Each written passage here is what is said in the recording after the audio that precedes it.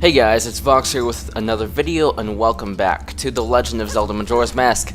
In the last episode, we progressed through Stone Tower Temple just a bit more.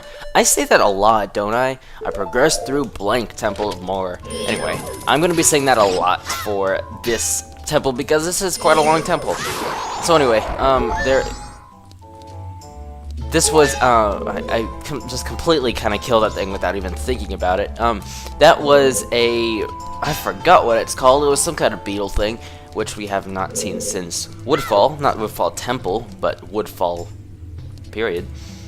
And, is there something down here? I'm pretty sure there's something down here. Oh, well, there's rupees here. So anyway, come down here. There is, ouch, a hookshot target here, which is completely useless, and there are lots of hearts here actually. If you look at this, there were a lot of hearts. I don't know what I'm talking about. What a great start to an episode. Anyway, so we're gonna get back up and make use of our light arrows. That's all. Oh, right, that's what we did last episode. We got light arrows, which is the last kind of arrows that we can get in this game, and probably one of the most interesting. And I feel like I accidentally muted my mic. I did not. Okay, good. That has happened before. There was one episode, well, I guess you guys can look for it if you really want to, but I accidentally muted my mic as I started the recording, so I had to post-commentate it, but I didn't feel like saying I was post-commentary, so I just acted like it was live. That was fun. So anyway, here we are back in this room with the water and where we had the Dexy hand over there and all that. So anyway, right here is an Igor. This is an interesting enemy that kind of acts slightly as a sub-boss, but basically what we want to do is shoot it with an arrow, well, a light arrow to be specific, just like what we do anytime we see an enemy with an eye in Zelda series. And it used Rock Smash, but it failed. So, 4 hits with the light arrows will kill it. He is a very tough enemy. We just got the light arrows, so you really don't know, but light arrows are typically a one-hit kill. 4 light arrows is what it took to take down that guy, so that was quite a bit. So anyway, there we get our 7th Stray Fairy, and going through this door is actually going to take us back to the entrance. Well, more or less the entrance. This is the first room of the temple. And that bombshell was kind of lopsided for whatever reason. So we're actually going to do some backtracking. What we're supposed to do is head actually outside of the temple, but there is a Stray Fairy that we can get over in not that room, this room over here. That dragonfly is just following me, trying to kill me, but failing. Do I need to hit these switches again? I think I do. And I do. Is there a quicker way? I believe there actually is a quicker way, now that I think about it. Because I really don't want to play the Elegy of Emptiness 4 times. As much as I like that song, it does kind of get annoying when you play it so many times, but this is a slightly quicker way. I'm really hoping that I can actually backtrack through this room. I should be able to, I don't see why not. The only thing that'll give me problems is the Dexy hand, but I can just attack it with my electric beams. If I have to. Okay, well anyway. So we're back in this room now, and what we want to do is, well, I actually want the Dexy hand to hold us. And that Beamo sounds very angry. It is angry, look at it. Look at its eye just twitching. Twitchy eye. Okay, so what we want to do is get our bombs out. Luckily we have bombs, and well, first of all we want to throw over that to kill the Beamos. And then we want to throw over the fence to activate that switch. Now, luckily that switch is not timed because we have to turn into a Zora and we actually have to do one of those fancy dive things here. Unlike on the other side where we have the Dexy hand to help us up, we don't have that. So, Let's see if we can manage to do this. Typically, I'm pretty, fairly good at these. I did it quite a bit at Great Bay, but yeah. The secret to doing these dives are that you want to stay low and then just angle it right. There we go. You want to stay low and then just start heading up at the right time. So, as we can see, there's this sunblock here. Sunblock. Anyway, but there is no sunlight. Well, technically, I mean, there would be in the day, but we need direct sunlight to activate it. So we can actually use our light arrows as direct sunlight. So we can shoot anything like pretty much sun-related, and it will activate. So, there is a Beamos here. I'm just going to actually ignore him, though, because I don't feel like killing him. And we get our A Stray Fairy, which, by the way, I don't know if I didn't really show this before. Beamos have a really creepy mouth on their stomach. Something just worth noting. Anyway, now that we've done that, I'm going to play the Song of Soaring, which is, once again, going to head... it's going to warp us back to the entrance of the temple.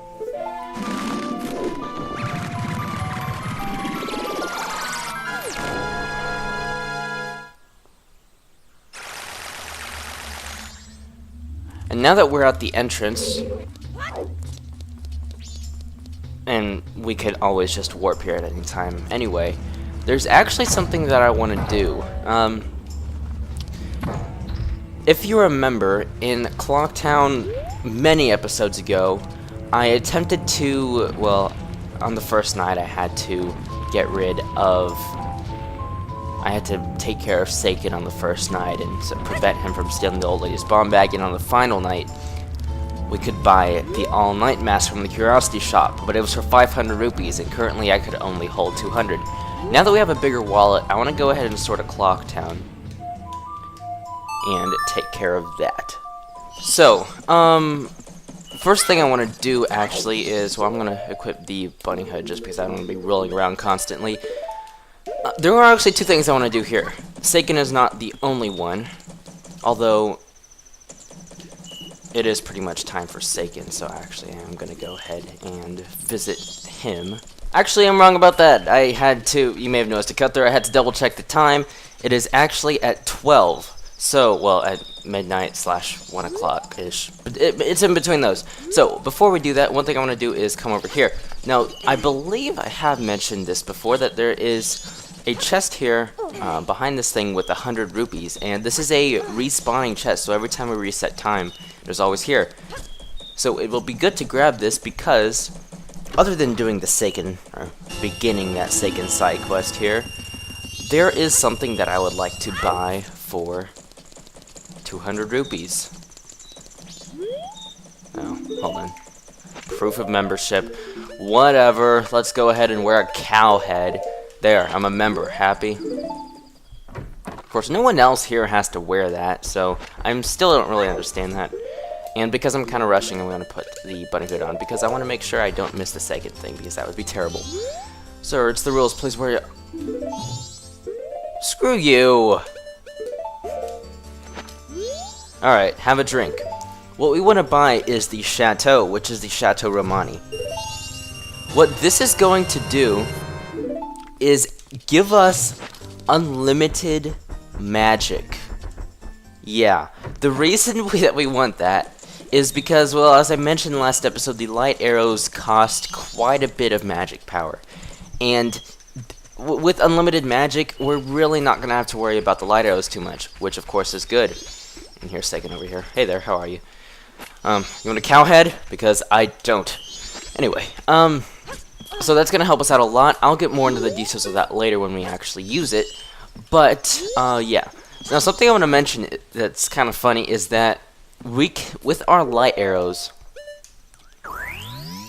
during the Seiken sequence, if we shoot Seiken with our light arrows, we can actually kill him. Yeah, we can kill Seiken by shooting him with our light arrows. I'm trying to think right now whether it's going to ruin this sequence or not, because I don't know for sure. So I don't really want to risk it, because then that means I would have to do all this over again, and so I'm not going to shoot him with my light arrows. I'm not going to kill Seiken, unfortunately. But just know that the possibility is there. Maybe in the future episode, if we happen to be here on the first day, I will make a note to do that. So, now that it is just about midnight, the old lady, well, just so that way that guy won't stand in a suggestive position, there is an old woman, well, not an old woman, it is the old woman coming here, and, well, just for the sake of time, let's flow this to normal. Let's make the time flow normal, just for this scene.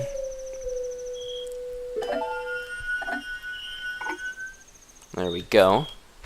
So that way she'll move a bit faster. Just a bit. She's still pretty slow. I mean, I can outrun her any day.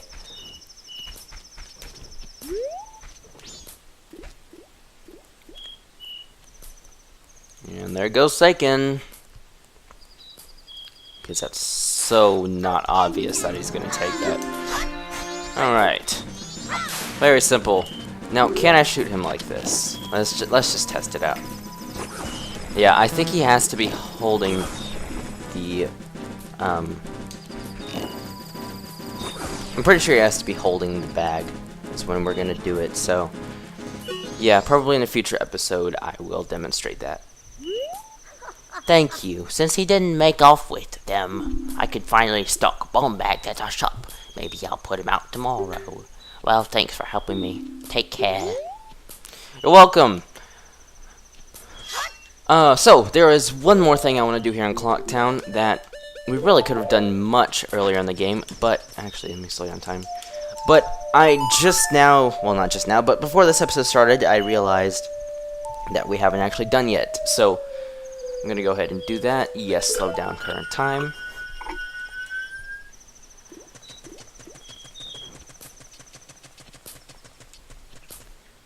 And what we want to do is head over to West Clocktown.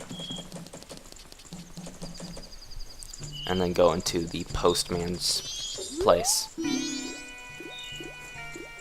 9 a.m. to 3 p.m. I'll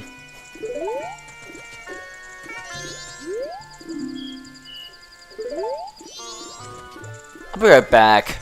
Okay, apparently I cannot actually go in here, so I will do that later, and I need to make a note to do that. Okay, I'm actually gonna make a note right now. Control-Alt-N, that's how I open up Notepad. In all caps, postman. Okay. So anyway, let's go ahead and head back to Stone Tower Temple, because that's pretty much all we had to do here in Clock. Well, we didn't accomplish everything, now did we?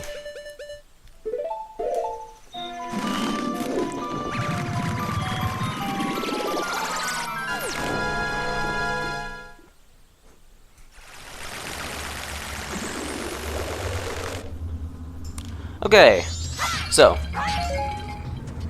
break these pots real quickly. And oh well, another fairy. Why not? There's no reason not to have another fairy. And I like how I caught it through the wall. Alright, so once again we're just gonna be playing the Elegy of Emptiness. This is because we do have to redo this puzzle here, so let's go ahead and do it. Once again, it is right switch, left switch, center switch.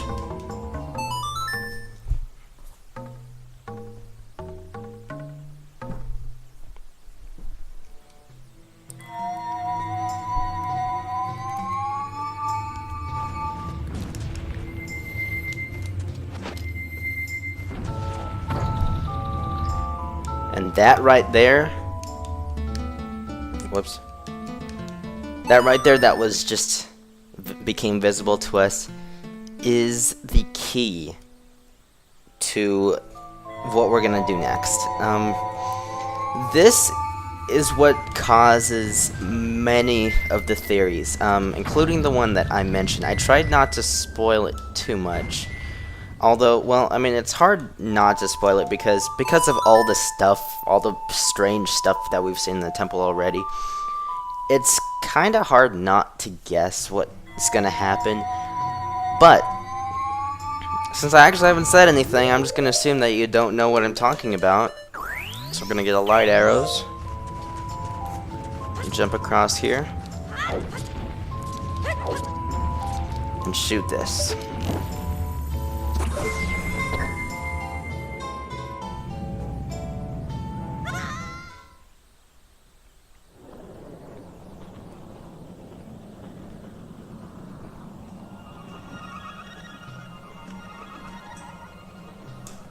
The light arrows are the power of the goddesses, and by using the power of the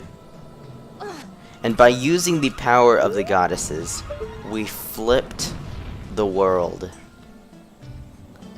Yeah. This is where this game starts to get interesting, as if it hasn't already been interesting. Something a bit disturbing here. More disturbing architecture and stone tower. These were those statues that I noted earlier that we were standing on, with their tongues going down. We are standing on their bottoms right now. The Triforce is also here. Yes, the Triforce is pretty much on their butt while they are licking the Triforce, censoring out their crotch area, and just showing major disrespect to the goddesses. Yeah, and this game's rated E for everyone. And we are now in inverted stone tower temple.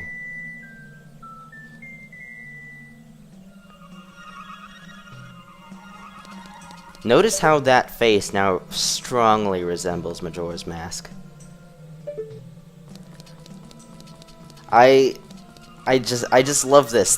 This is the part that I love. First of all, I love the song. I love the remix and just that creepy synthesizing noise that goes on. But that's the thing I love about this temple, just the fact that you turn it upside down and it's just a whole new temple. Anyway, what we want to do is, if we come over here, there is a sun switch there. So we want to shoot that with our light arrows.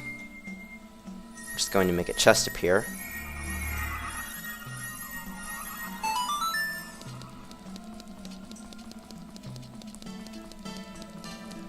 Oh, whoops. And here we have our 9th Stray Fairy. So, 6 more to go. By the way, we are just about halfway done with this temple, maybe a bit more. Something I didn't mention before. And here we are greeted with a massive stun block thing. And again, we can just shoot that with our light arrows. So, I'd say we've made quite a bit of progress in this episode. So, in the next episode, we will continue with Stone Tower Temple. Thanks for watching, and I'll see you in the next video.